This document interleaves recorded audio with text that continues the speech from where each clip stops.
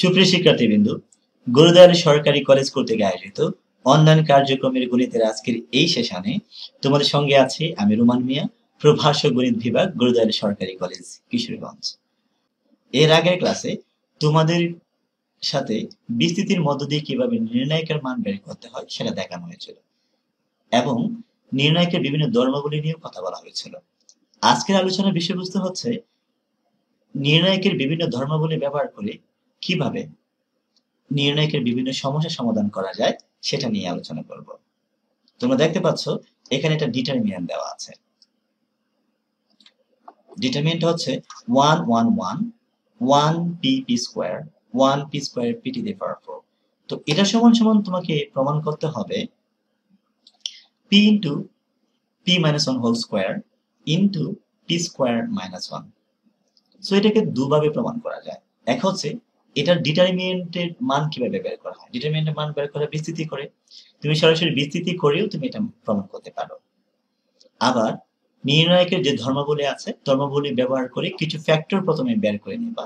Right hand সাইডে যে ফ্যাক্টরগুলো আছে p into p minus 1 whole square অথবা p square minus 1, যে কোনো ফ্যাক্টর প্রথমে আমরা নির্ণায়কের যে ধর্মাবলী আছে ধর্মাবলী ব্যবহার করে বের করে নেব। তারপর আমরা বিস্তৃতি করবো। আলটিমেটলি বিস্তৃতি তোমাকে করতেই হবে, বিস্তৃতি করে তারপরে তুমি প্রমাণ করতে পারো। কিন্তু কিছু কিছু অঙ্ক আছে, কিছু কিছু সমস্যা আছে যেগুলোকে তুমি সরাসরি বিস্তৃতি করার পর রাইট হ্যান্ড সাইডে যে উৎপাদক গুলো থাকে সেই উৎপাদকে কনভার্ট করা কঠিন হয়ে যায়। এখানে যেহেতু নির্ণায়কের পি এর পাওয়ার তেমন বেশি নেই এবং খুব কমপ্লিকেটেড না, তো সরাসরি বিস্তৃতি করে তুমি অঙ্ক করতে পারো, আবার তুমি নির্ণায়কের ধর্মাবলী ব্যবহার করে করতে পারো। কিন্তু কিছু কিছু অঙ্ক পাবে যেগুলোকে তুমি বিস্তৃতি করে রাইট হ্যান্ড সাইড প্রুফ করতে গেলে তুমি এই ফ্যাক্টরাইজ করতে পারবা না, অর্থাৎ উৎপাদকে বিশ্লেষণ করতে পারবা না, অনেক কঠিন হয়ে যাবে তোমার ক্ষেত্রে। এক্ষেত্রে তোমাকে যে কাজটি করতে হবে, নির্ণায়কের যে ধর্মাবলী আছে ধর্মাবলী ব্যবহার করে কিছু ফ্যাক্টর বের করে নিতে হবে এবং আলটিমেটলি তোমাকে বিস্তৃতি করে মানটা বের করতে হবে। তো এই অঙ্কটায় আমরা দুইভাবে প্রমাণ করব। এক হচ্ছে বিস্তৃতির মধ্য দিয়ে করে ফেলবো সরাসরি, পরবর্তী ধাপে আমরা নির্ণায়কের বিভিন্ন ধর্মাবলী ব্যবহার করে কিভাবে প্রমাণ করতে হয় সেটা দেখাবো। তো এই কটা যদি ভালোভাবে বুঝতে পারো, বাকি অঙ্কগুলো আমি বিশ্বাস করি যে ইজিলি তোমরা বুঝতে পারবে। প্রমাণের জন্য প্রথমে আমরা লেফট হ্যান্ড সাইডকে নিলাম, অর্থাৎ ডিটারমিনেন্টটাকে নিলাম। আমরা জানি যে ডিটারমিনেন্টের মান বের করার নিয়ম হচ্ছে যে কোনো একটি রো বা যে কোনো একটা কলামকে সিলেক্ট করতে হয়। তারপরে সেই রো বা কলামের যে ভুক্তিগুলো আছে প্রত্যেকটি ভুক্তির সাথে তার নিজস্ব কোফ্যাক্টর গুলো গুণ করে যোগ করে দিলে ডিটারমিনেন্টের মান বের হয়ে যায়। যেমন এখানে যদি আমরা প্রথম রোকে সিলেক্ট করি, এই রো এর প্রথম উপাদানটা হচ্ছে 1, দ্বিতীয় উপাদানও হচ্ছে 1, তৃতীয় উপাদানও হচ্ছে 1। এই প্রথম উপাদানের সাথে অর্থাৎ 1 এর সাথে তার সহগুণক গুণ করব, দ্বিতীয় 1 এর সাথে তার সহগুণক গুণ করব এবং তৃতীয় যে 1 আছে তার সাথেও তার সহগুণক গুণ করব। গুণ করে যোগ করলে ডিটারমিনেন্টের মান পাওয়া যাবে। তো চলো বের করে নিই কিভাবে ডিটারমিনেন্টের মান। প্রথম আমরা 1 কে সিলেক্ট করলাম। প্রথমে আমরা কি করলাম, প্রথম হচ্ছে 1 এর সাপেক্ষে আমরা বিস্তৃতি করব। 1 এর সাপেক্ষে যদি আমরা বিস্তৃতি করি তাহলে 1 যে রো এবং যে কলামে অবস্থিত সেই রো এবং কলামের ভুক্তিগুলো বাদ দিলে বাকি যে ভুক্তিগুলো আছে, বাকি ভুক্তিগুলো কি আছে, p p square p to the power 4, সেই ভুক্তিগুলোকে নিয়ে যে ডিটারমিনেন্ট তৈরি হবে এবং তারা আগে যে উপযুক্ত চিহ্ন, অর্থাৎ আমরা জানি যে প্রথমটার উপযুক্ত চিহ্ন হচ্ছে প্লাস, পরেরটা হচ্ছে মাইনাস, পরেরটা হচ্ছে প্লাস। এই চিহ্নগুলো কিভাবে আসে, যে ভুক্তিটা যে রো এবং যে কলামে অবস্থিত সেই রো নাম্বার এবং কলাম নাম্বার যোগ করলে যে সংখ্যাটা আসে তা -1 এর উপর পাওয়ার দিলে যে চিহ্নটা পাওয়া যাবে সেই চিহ্নটাই হবে উপযুক্ত চিহ্ন। অর্থাৎ প্রথম যে 1 আছে এই 1 এক নাম্বার রো এবং এক নাম্বার কলাম অবস্থিত, তাহলে এক নাম্বার রো 1, এক নাম্বার কলাম 1, 1 1 যোগ করলে হবে 2, -1 এর উপর 2 পাওয়ার দিলে হবে +1, তাহলে চিহ্ন হবে প্লাস। ওকে, তো এইভাবে আমরা সহগুণক বের করে 1 এর সাথে 1 এর সহগুণক গুণ করলাম। একইভাবে দ্বিতীয় 1 যে আছে, দ্বিতীয় 1 এর সাথে তার সহগুণক গুণ করব। এখন আমরা দ্বিতীয় যে 1 আছে এই 1 এর সাথে 1 এর সহগুণক কি হবে, এই 1 যে রোতে অবস্থিত এবং যে কলামে অবস্থিত সেই রো এবং কলামের ভুক্তি বাদে যে বাকি ভুক্তি আছে 1 1 p square p to the power 4, এটা নিয়ে যে ডিটারমিনেন্ট হয় এবং এর আগে উপযুক্ত যে মাইনাস চিহ্ন এটা দ্বারা 1 এর সাথে গুণ করলে হবে -1 into 1 p square to the power 4। একইভাবে আমরা তৃতীয় যে 1 আছে এর এই 1 এর সাথে 1 এর সহগুণক গুণ করব। আমরা 1 এর সাথে 1 এর সহগুণক 1 যে রো তো অবস্থিত এবং যে কলাম অবস্থিত সেই রো এবং কলাম বাদে বাকি যে বক্তব্যগুলো আছে এই বক্তব্যগুলো নিয়ে যে ডিটারমিনেন্ট হলো এবং তার আগে যে উপযুক্ত চিহ্ন সেই চিহ্ন দিয়ে গুণ করলাম এবং সবগুলোকে যোগ করলাম, তাহলে কি পাওয়া যাবে? এই ডিটারমিনেন্টের মান পাওয়া যাবে। এভাবে আমরা বিস্তৃতির মধ্যে দিয়ে ডিটারমিনেন্টের মান বের করতে পারি। এখন এটাকে ক্যালকুলেশন করে আমরা প্রমাণটা করে ফেলবো। চলো ক্যালকুলেশন করা যাক। এখন যদি আমরা ক্যালকুলেশন করতে যাই তাহলে প্রথমে আছে 1, লিখলাম 1, কি হবে? এইভাবে গুণ পি আর পি টু দি পাওয়ার 4 গুণ করলে হবে p to the power 5 minus এইভাবে গুণ হবে। ওকে, তাহলে হবে পি স্কয়ার গুণ হলে পি টু দি পাওয়ার 4 হবে। লিখলাম পি টু দি পাওয়ার 4। তারপরে কি আছে? আচ্ছা -1। এখন আমরা কি করব? এভাবে গুণ করব। 1 এর সাথে যদি পি টু দি পাওয়ার 4 গুণ করি তাহলে হবে p to the power 4 minus এইভাবে গুণ করব। 1 এর সাথে পি স্কয়ার গুণ করলে হবে পি স্কয়ার। তারপরে প্লাস আছে, আমরা লিখলাম +1। এখন এখান থেকে যদি মান বের করি আমরা জানি এইভাবে গুণ হবে। 1 আর পি স্কয়ার গুণ করলে হবে পি স্কয়ার মাইনাস এইভাবে গুণ করতে হবে পি কে পি। তো গুণ করলাম। এখন আমরা ফ্যাক্টরাইজ করে রাইট হ্যান্ড সাইড প্রমাণ করব। এখন যদি 1 দিয়ে গুণ করি তাহলে আমরা p to the power 5 p to the power 5 ই হবে, p to the power 4 p to the power 4 ই হবে। মাইনাস 1 দিয়ে যদি আমরা গুণ করি তাহলে -1 এর সাথে যদি পি টু দি পাওয়ার 4 গুণ হয় তাহলে p to the power minus p to the power 4 হবে। -1 এর সাথে যদি পি স্কয়ার গুণ করি তাহলে প্লাস পি স্কয়ার হবে। +1 দিয়ে যদি আমরা পি স্কয়ার কে গুণ করি হবে পি স্কয়ার এবং +1 দিয়ে যদি পি এর সাথে গুণ হবে তাহলে পি হবে। এখন যদি আমরা ফ্যাক্টরাইজ করি তাহলে আমরা দেখতে পাচ্ছ এখানে সবগুলোতে পদে পি আছে, তাহলে আমরা পি কমন নিতে পারি। তাহলে আমাদের প্রথম যে ফ্যাক্টর পি সেটা পেয়ে গেলাম আমরা। তাহলে অবশিষ্ট কি থাকছে? পি টু দি পাওয়ার 4 থাকছে। P to the power 4 A P যদি কমন চলে গেলে থাকবে পি কিউব। সিমিলারলি এখানে পি টু দি পাওয়ার 4 এর জায়গায় থাকবে পি কিউব, পরে পি স্কয়ারের জায়গায় থাকবে পি, পরে পি স্কয়ারের জায়গায় থাকবে পি এবং শেষে পি এর জায়গায় থাকবে 1। তাহলে পি আছে, লিখলাম পি। এখান থেকে দেখো প্রথম যে পদ আছে দুটা থেকে, এই দুটা থেকে আমরা কি কমন নিতে পারি? আমরা পি কিউব কমন নিতে পারি। যদি পি কিউব কমন নিই তাহলে এখানে কি থাকে? প্রথমে p cube p to the power 4 থেকে যদি পি কিউব কমন যায় তাহলে থাকে পি, আর মাইনাস পি কিউব থেকে যদি পি কিউব কমন চলে যায় থাকবে 1। মাঝখানে মাইনাস আছে, দিলাম মাইনাস। এখন এই দুই পদ থেকে আমরা কি কমন নিতে পারি? পি কিউব এবং পি থেকে কি কমন যাবে? পি কমন যাবে। যদি পি কমন নেই তাহলে এখানে কি থাকছে? পি স্কয়ার, পি কিউব থেকে পি কমন গেলে -1 থাকছে।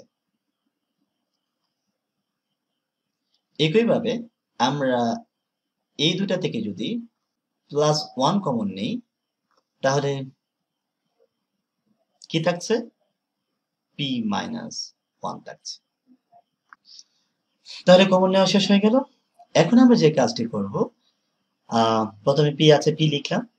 এখন লক্ষ্য করে দেখো তো আমরা একটা কাজ করব কমন নেওয়ার আগে। এখানে যেহেতু পি স্কয়ার -1 আছে, এখানে আমরা যে কাজটা করব পি স্কয়ার -1 স্কয়ার লিখে এখানে a plus b into a minus b সূত্র লিখব।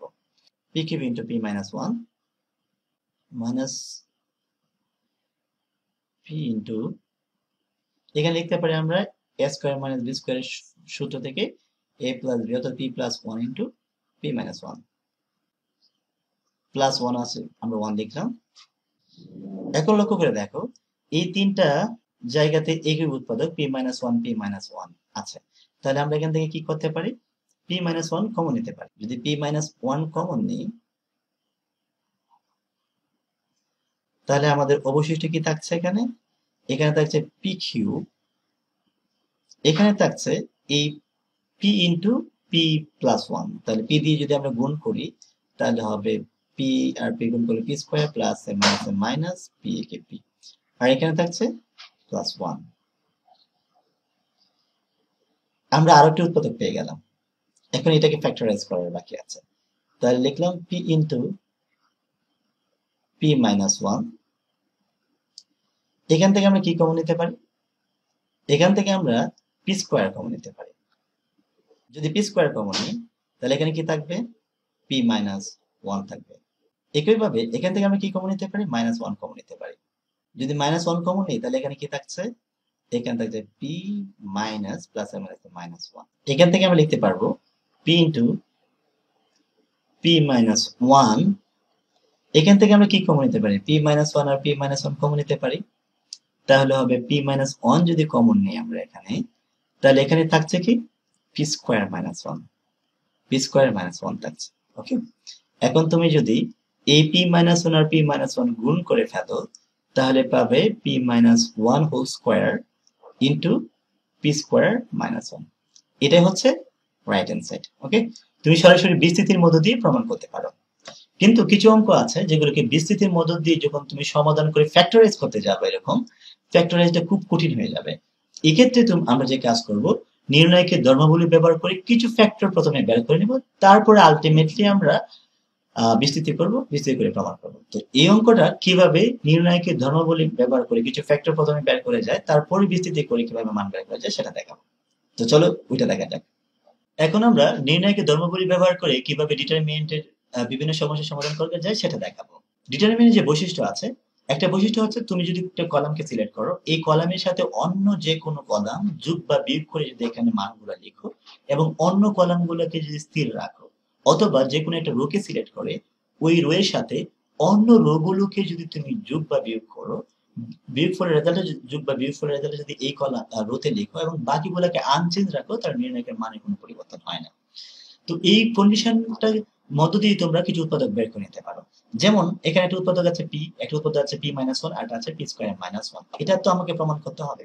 তো আমরা দেখবো কোন একটা রো বা কোন একটা সিলেক্টে প্রথম সিলেক্ট বা রো বা কলামকে প্রথমে আমরা সিলেক্ট করব। এখানে প্রথম যে কলাম আছে সেই কলামটা হচ্ছে 1 1 1। আমি যদি এটা সিলেক্ট করি, এটার সাথে যদি অন্য একটা কলাম এনে যোগ করি বা বিয়োগ করি তাহলে কোনো উৎপাদক পাই কিনা দেখি, বা বাকি দুইটা কলাম যোগ বা বিয়োগ করে দেখবো যে আমরা কোনো একটা উৎপাদক পাই কিনা। যেমন এই কলাম থেকে যদি এই কলামটা, দ্বিতীয় কলামটা যদি আমরা বিয়োগ করে দিই, এই কলাম থেকে যদি এই দ্বিতীয় কলামটা আমরা বিয়োগ করি, তাহলে 1 থেকে 1 বিয়োগ করলে হবে 0, 1 থেকে পি বিয়োগ করলে হবে 1 মাইনাস পি। কিন্তু এখানে উৎপাদক আছে কি? এখানে উৎপাদকটা আছে পি মাইনাস 1। তাহলে আমরা যদি উল্টাভাবে বিয়োগ করি, অর্থাৎ এটা থেকে যদি এটা বিয়োগ করি, আলটিমেটলি আমরা কি পেয়ে যাবো? যে পি মাইনাস 1 পেয়ে যাবো। তুমি ইচ্ছা করলে কিন্তু প্রথমটা থেকে দ্বিতীয়টা বিয়োগ করতে পারো। এক্ষেত্রে 1 মাইনাস পি আসবে, পরবর্তীতে তোমাকে আবার মাইনাস 1 কমন নিয়ে পি মাইনাস 1 বানাতে হবে। তার চেয়ে বেটার হয় কি যে তুমি একটা কাজ করতে পারো, দ্বিতীয় যে কলাম আছে এটা সিলেক্ট করে নাও, এটার সাথে কি করবা যে প্রথম যে কলামটা সেটা বিয়োগ করে যদি রেজাল্ট গুলো লিখো এবং বাকিগুলোকে আনচেঞ্জ রাখো, তাহলে তুমি কিন্তু একটা উৎপাদক পেয়ে যাবে। ওকে, তো এভাবে আমরা উৎপাদকগুলো বের করে নেব। তাহলে এই ক্ষেত্রে আমরা কি করব? এখন আমরা যে কাজটি করব সেটা হচ্ছে যে দ্বিতীয় কলামটাকে সিলেক্ট করলাম। দ্বিতীয় কলামে কি আছে? 1 আছে, তারপরে আছে পি এবং আছে পি স্কোয়ার। এটাকে সিলেক্ট করে আমরা লিখলাম। এটার সাথে আমরা প্রথম যে কলামটা আছে, প্রথম কলামে কি আছে? প্রথম কলামে আছে 1 1 1। এই 1 1 কে আমরা বিয়োগ করব। প্রথম 1 এর সাথে প্রথম 1, দ্বিতীয়ের সাথে দ্বিতীয়টা এবং তৃতীয়ের সাথে তৃতীয়টা বিয়োগ করলাম। আমরা জানি যে নির্ণায়কের সত্য হচ্ছে কোন একটা কলামের সাথে অন্য যে কোনো কলাম বিয়োগ করে যদি রেজাল্ট এখানে লেখা হয় এবং বাকি কলামকে যদি আনচেঞ্জ রাখা হয়, অর্থাৎ এখানে 1 1 1, এই কলামটা আমরা আনচেঞ্জ রাখবো। শেষে যে কলামটা আছে কি আছে? 1 p square p to the power 4। এগুলাকে যদি আনচেঞ্জ রাখি তাহলে নির্ণায়কের মানের কোনো পরিবর্তন হয় না, অর্থাৎ আগের নির্ণায়কের মান যা, এই নির্ণায়কের মান তা, মানে তুমি এটা করতে পারবা। তাহলে আমার নিয়মটা কি ছিল? যে কোনো একটা কলাম বা কোনো একটা রোকে সিলেক্ট করে এই কলামের সাথে বাকি কলামগুলো, যে কোনো কলাম বা একটা বা দুইটা কলাম যোগ বা বিয়োগ করে যদি রেজাল্ট গুলাকে এই কলামে লেখা হয় এবং বাকি কলামগুলোকে যদি আনচেঞ্জ রাখা হয় তাহলে নির্ণায়কের মানে কোনো পরিবর্তন হয় না। তো এই কন্ডিশন ব্যবহার করে কিছু উৎপাদক বানানোর চেষ্টা করবো। আমরা এখানে দেখছো যে বিয়োগ করার ফলে আমরা কিছু উৎপাদক, এখানে পি মাইনাস 1 উৎপাদকটা পেয়ে যাচ্ছে। তো এটাকে যদি আমরা সলভ করি তাহলে আমরা কি পাবো? এখান থেকে পাবো প্রথমে 1, প্রথমে আছে 1 1 1। এখানে যদি বিয়োগ করি তাহলে 1 থেকে 1 বিয়োগ হলে হবে 0, এখানে হবে পি মাইনাস 1, আর এখানে যদি আমরা a square minus b square সূত্র বানাই তাহলে হবে a plus b into a minus b। এটা কেন করব? এটা করব যাতে আমরা একটা উৎপাদক এখান থেকে বের করতে পারি। এবং সবার শেষে কি আছে কলামে? 1 p square p to the power 4, এটাকে আমরা আনচেঞ্জ রাখলাম। ওকে, এখন লক্ষ্য করে দেখো আমাদের যে দ্বিতীয় কলাম আছে, এই দ্বিতীয় কলামে কিন্তু একটা কমন ফ্যাক্টর আছে, p মাইনাস 1 ফ্যাক্টরটা, এটা কিন্তু কমন। লক্ষ্য করে এখানেও আছে, এখানে কিন্তু আছে। এখন তুমি বলতে পারো স্যার প্রথমটাতে তো নাই, যেহেতু জিরো আছে, জিরোর সাথে যে কোনো ফ্যাক্টর গুণ করলে কিন্তু ওইটা জিরোই থাকে, তাহলে আমরা কিন্তু জিরোর সাথে কি করতে পারবো? পি মাইনাস ওয়ান গুণ করতে পারবো। এতে কি মানের পরিবর্তন হবে? হবে না। তো পি যেহেতু জিরো থাকলে এই কাজটা করা সম্ভব, কিন্তু অন্য কোনো সংখ্যা থাকলে এটা করা সম্ভব না। তো জিরোর সাথে কিন্তু আমরা পি মাইনাস ওয়ান গুণ করতে পারি। এতে কি হবে? এতে জিরোই হবে রেজাল্ট। তাহলে আমি দেখো, লক্ষ্য করে দেখো এখানে যে দ্বিতীয় যে কলাম আছে, এখানে সব জায়গাতে পি মাইনাস ওয়ান উৎপাদক আছে। তাহলে নির্ণায়কে একটা ধর্ম ছিল যে কোনো একটা কলামে যদি বা কোনো একটা রোতে যদি কোনো একটা কমন ফ্যাক্টর থাকে তাহলে সেটা কমন নেওয়া যাবে। তাহলে আমরা এখান থেকে কি করতে পারবো? পি মাইনাস ওয়ানটাকে কমন নিতে পারবো। তো পি মাইনাস ওয়ানকে আমি কমন নিলাম, তাহলে এখানে কি থাকছে? এখানে থাকছে ওয়ান ওয়ান ওয়ান, তারপর থাকছে zero one p plus one, আর এখানে থাকছে কি one p square p to the power 4, এটা থাকছে। ওকে, এখন যদি আমরা বিসিটি করি তাহলে কিন্তু প্রমাণ মিলে যাবে। তো বিসিটি তো প্রথম প্রমাণ করে মিলিয়েছিলাম। ওকে, তাহলে আমরা চেষ্টা করব যত সংখ্যক উৎপাদক আগে বের করা যায়, যাতে অঙ্কটা সহজ হয় সবচেয়ে। আমরা আবার চেষ্টা করি আরো কোনো উৎপাদক মেলানো যায় কিনা। এখন লক্ষ্য করে দেখো আমাদের তৃতীয় যে কলাম আছে, এই তৃতীয় কলাম থেকে যদি আমরা প্রথম কলামটাকে বিয়োগ করে দিই তাহলে কিছু উৎপাদক পাই কিনা দেখ। এটা থেকে যদি আমরা এটা বিয়োগ করি তাহলে কিছু উৎপাদক পাওয়া যাবে। 1 থেকে 1 বিয়োগ করলে 0 হবে, পি স্কয়ার থেকে 1 বিয়োগ করলে পি স্কয়ার মাইনাস 1 হবে, এবং পি টু দি পাওয়ার 1 থেকে যদি 1 বিয়োগ করি তাহলে p to the power 4 minus 1 হবে। এখানে যদি আমরা স্কয়ার মাইনাস বি স্কয়ারের সূত্র ফেলি তাহলে কিন্তু কিছু উৎপাদক পেয়ে যাবো, একটা উৎপাদক। তাহলে আমরা আরেকটা কাজ করব। ওকে, তাহলে এখানে লিখতে পারি আমরা কি, পি মাইনাস 1 আছে, পি মাইনাস 1 লিখলাম আমরা। এখন আমরা কাজ করব তৃতীয় কলাম থেকে প্রথম কলাম বিয়োগ করব। ওকে, তাহলে আমরা বাকি সব কলামগুলোকে আনচেঞ্জ রাখতে হবে। তাহলে আমরা ওয়ান, তাহলে আমরা প্রথম যে কলাম আছে ওয়ান ওয়ান, ওয়ানকে আমরা আনচেঞ্জ রাখলাম, দ্বিতীয়টাকে আমরা আনচেঞ্জ রাখলাম। ওকে, এবং তৃতীয় যে কলাম আছে, এই তৃতীয় কলাম থেকে আমরা প্রথম কলামটা বিয়োগ করে দেব। তৃতীয় কলামে কি আছে? One p square p to the power 4। এগুলো থেকে কি করব? প্রথম যে কলাম আছে, প্রথম কলামে 1 1 1, এটা আমরা বিয়োগ করে দেব। 1 1 1 বিয়োগ হয়ে যাবে। তাহলে আমাদের সূত্রটা কি ছিল? সূত্রটা ছিল এরকম যে কোনো একটা কলাম থেকে অন্য কোনো কলাম বা অন্য এক বা একাধিক কলাম যোগ বা বিয়োগ করে রেজাল্ট গুলো যদি এই কলামে রাখা হয় আর বাকি কলাম গুলো যদি আনচেঞ্জ রাখা হয় তাহলে নির্ণায়কের মানে কোনো পরিবর্তন হয় না। ওকে, তবে এখানে একটা কাজ করবে তোমরা, আমি আর আগে লিখতে ভুল করেছিলাম যে তুমি যে ফর্মুলাতে একটা করলা এটা উল্লেখ করো, পাশে সাইড নোট দিয়ে দিবা। যেখানে কি করলো, C3 কলাম থেকে আমরা কি করলাম, C1 নামক যে কলাম এটা বিয়োগ করলাম। আমরা জানি যেটা হচ্ছে 1 নাম্বার কলাম, এটা হচ্ছে 2 নাম্বার কলাম, এটা হচ্ছে 3 নাম্বার কলাম। ওকে, তো এই C3 থেকে C1 বিয়োগ করলাম। বিয়োগ করার পরে যে নতুন একটা রেজাল্ট পেলাম, এই রেজাল্টটাকে আমরা কোথায় লিখলাম? 3 নাম্বার কলামে লিখলাম। তাহলে এখানে C3 প্রাইম দিবা। প্রাইম কেন দিবা? C3 মানে আমি 3 নাম্বার কলামে এই রেজাল্টটা বসাচ্ছি। কিসের রেজাল্ট? C3 থেকে C1 এর বিয়োগ ফলের যে নতুন যে রেজাল্ট, এই রেজাল্টটা বসাচ্ছি 3 নাম্বার কলামে। আর প্রাইম কেন দিলাম? কারণ এটা নতুন একটা কলাম, এটা কিন্তু C3 এর সমান না। দেখো এই C3 আর এটা কি সমান? 1 থেকে 1 বিয়োগ করলে 0 হবে, এখানে ছিল 1। তাহলে এক না, কিন্তু এটা নতুন একটা কলাম। সেই কলামটা হচ্ছে C3 থেকে C1 বিয়োগ করার পরে যে নতুন একটা কলাম হলো, সেই কলামটাকে C3 প্রাইম ইন্ডিকেট করছি। C3 লেখার কারণ হচ্ছে 3 নম্বর বসালাম বলে। এখন আমরা একটু কিছু ফ্যাক্টর কমন নেওয়ার চেষ্টা করব। তাহলে এখানে লিখলাম আমরা p মাইনাস 1, ডিটারমিনেন্ট আছে, ডিটারমিনেন্ট দিলাম। 1 1 1 আছে লিখলাম, পরে কি আছে 0 1 p প্লাস 1 আছে 1 লিখলাম, এখানে একটা জিনিস লক্ষ্য করো, 1 থেকে 1 বিয়োগ করলে কি হবে? 0 হবে। আর এখানে যদি a square minus b square ফরম্যাটে লিখি, ধরো x square minus b square লিখলাম না, এখানে কি লেখা যায়? p স্কয়ার মাইনাস 1 লেখা যায়। ওকে, এখানে যদি আমরা a square minus b square সূত্র বানানোর চেষ্টা করি, অর্থাৎ p টু দি পাওয়ার 4 কে যদি এভাবে লিখি, p স্কয়ার হোল স্কয়ার লিখি আর মাইনাস 1 স্কয়ার লেখা যাবে এটা? তাহলে a square minus b square সূত্র কি? a plus b into a minus b, এটা লেখা যাবে। ওকে, তাহলে এই ডিটারমিনেন্টটা পেলাম। ওকে, এখান থেকে দেখো আমরা একটা উৎপাদক পেয়ে যাচ্ছি। কোন উৎপাদকটা পেয়ে যাচ্ছি? পি স্কয়ার মাইনাস 1 নামে উৎপাদকটা পেয়ে যাচ্ছি। তাহলে এখান থেকে আমরা কি লিখতে পারি? এখান থেকে লিখতে পারি পি মাইনাস 1 আছে, পি মাইনাস 1 লিখলাম আমরা প্রথমে। এখানে একটা জিনিস লক্ষ্য করে দেখো, এখানে পি স্কয়ার মাইনাস 1 আছে, এখানে পি স্কয়ার মাইনাস 1 আছে। এই জিরোর সাথে কিন্তু আমরা কি লিখতে পারি? পি স্কয়ার মাইনাস 1 লিখতে পারি, কারণ একমাত্র জিরোর ক্ষেত্রে লেখা সম্ভব, জিরোর সাথে যে কোনো সংখ্যা গুণ করলে 0 হয়।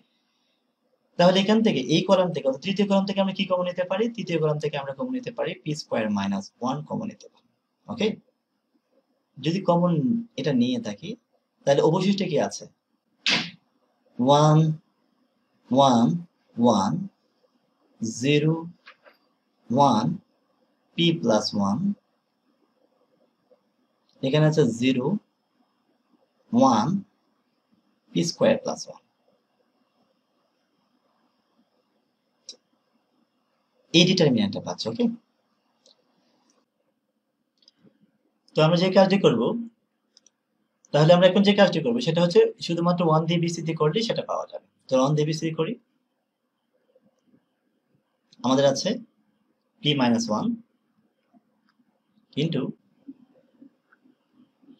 তো আমাদের আছে p স্কয়ার মাইনাস 1। এখন যদি এই 1 দিয়ে বিস্তৃতি করি তাহলে কি হবে? 1 যে রো এবং যে কলামে অবস্থিত সেটা বাদ যাবে। ওকে, এর সাথে তার সহগুণক গুণ হবে। সহগুণক হচ্ছে কত? সহগুণক হচ্ছে 1 p প্লাস 1, আর এখানে আছে 1 p স্কয়ার মাইনাস 1। ওকে, এখন যদি আমরা ক্যালকুলেশন করি তাহলে আমরা কি পাবো? এখানে আছে p মাইনাস 1, এখানে আছে p স্কয়ার মাইনাস 1। এখন আমরা জানি যে এভাবে গুণ, প্রথমে 1 লেখা দরকার নেই, কারণ 1 দ্বারা গুণ করলে এটাই হবে। তাহলে হবে p স্কয়ার প্লাস 1 সূত্রের মাইনাস এইভাবে গুণ। তো 1 দিয়ে যদি গুণ করি তাহলে p কে p প্লাস এ মাইনাস এ মাইনাস 1 হবে। ওকে, এখন যদি আমরা ক্যালকুলেশন করি তাহলে কি পাবো? আমরা পাবো p minus 1 into p square minus 1। এখন এই প্লাস 1 আর এই মাইনাস 1 কে আমরা কি করতে পারি? ক্যান্সেল আউট করতে পারি। আর এখানে p স্কয়ার মাইনাস p থেকে যদি আমরা p কমন নিই তাহলে এখানে কি থাকে? p মাইনাস 1 থাকে। এখন যদি আমরা গুণ করি, প্রথমে p লিখলাম, আর এই p মাইনাস 1 আর p মাইনাস 1 গুণ করলে হবে p মাইনাস 1 হোল স্কয়ার, আর এখানে আছে কি? p square minus 1। এটাই হচ্ছে রাইট হ্যান্ড সাইড। ওকে, তো এভাবে আমরা নির্ণায়কের ধর্মাবলী ব্যবহার করে কিছু ফ্যাক্টর প্রথমে বের করে তারপরে আমরা বিস্তৃতির মধ্যে দিয়ে নির্ণায়কের মান বের করতে পারি। এভাবে বিভিন্ন সমস্যার সমাধান করতে পারি। তাহলে আজকে এই পর্যন্ত, দেখা হবে অন্য একটি ক্লাসে। সকলে সুস্থ থেকো, ভালো থেকো, সকলের জন্য নিরন্তর শুভকামনা।